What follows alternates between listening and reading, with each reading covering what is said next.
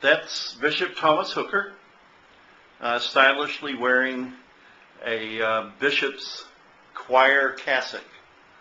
What you'll see there is a pectoral cross on a green and gold rope. The rope has several little sliding, what do you call those? Little knobs to help you position the cross wherever you want. Green and gold is traditional colors for a bishop. Red and gold would be for a cardinal. And the old Catholic Church really doesn't have cardinals or popes. The pope's colors would be gold and gold. So the traditional color that's been used for hundreds of years is green and gold for a bishop.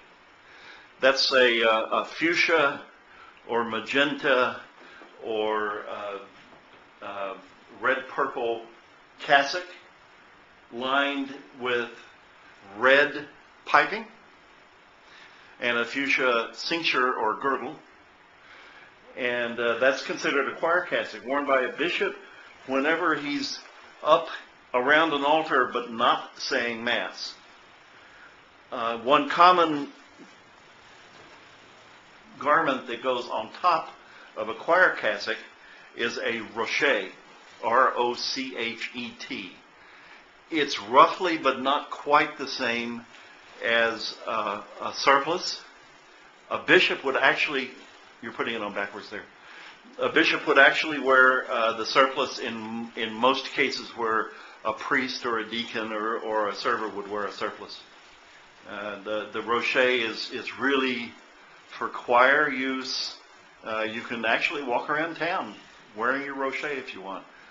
Traditionally, you notice that you can tell the difference between a rochet and a surplice because a rochet's sleeves. Is this embarrassing him? Yes. I wonder. Yeah. Rochet's sleeves are tight. They're not bouffant or loose like the surplice, and they are lined with an amaranth red color. So that's the rochet. Now we're going to talk about two additional garments. No, leave that. You're just fine. That would normally be put up in a bow in front, but don't worry about that right now. I'm going to show you the mozetta, and Bishop Thomas is going to be stylishly modeling the mozetta, which this may be the only time he's ever worn one. Yes. The mozetta is for use by the ordinary. It's a shoulder-length cape worn with a rosette. No, just put it over your head. This is only for the ordinary. So the bishop of a diocese or the presiding bishop would wear the mozetta. There you go. That's close enough, I think.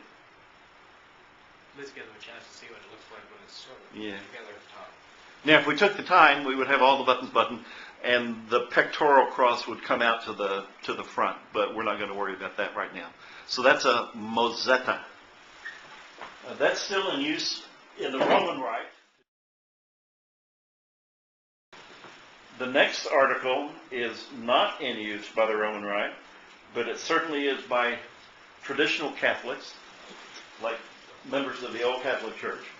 The mantelletta is used by any bishop who is not the ordinary, not the presiding bishop, whenever the mozetta would be used by the ordinary. So this is a cape. It's got two slits for the arms. If Bishop Thomas can find them, yes he can. So the word is kind of like mantle, mantelletta. Which is what it is, the mantle. So it's the bishop's fuchsia, lined on the inside with red, and then it comes out with the red folded outside.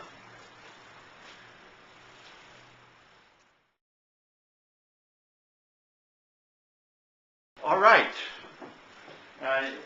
Bishop Thomas is also sporting his very stylish bishop's ring. It's traditionally made of gold with a stone of amethyst. And one more garment when the bishop really wants to play dress up. This cape is called a ferraiola. There you go. This would be like for a formal night on the town or something like that. It's a floor-length cape that would mainly be worn when when a civilian is wearing a tuxedo, let's say, or a tailcoat.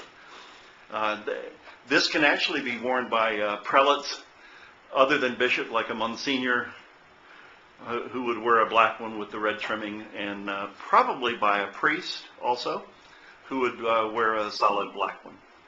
So that's the attire of the church.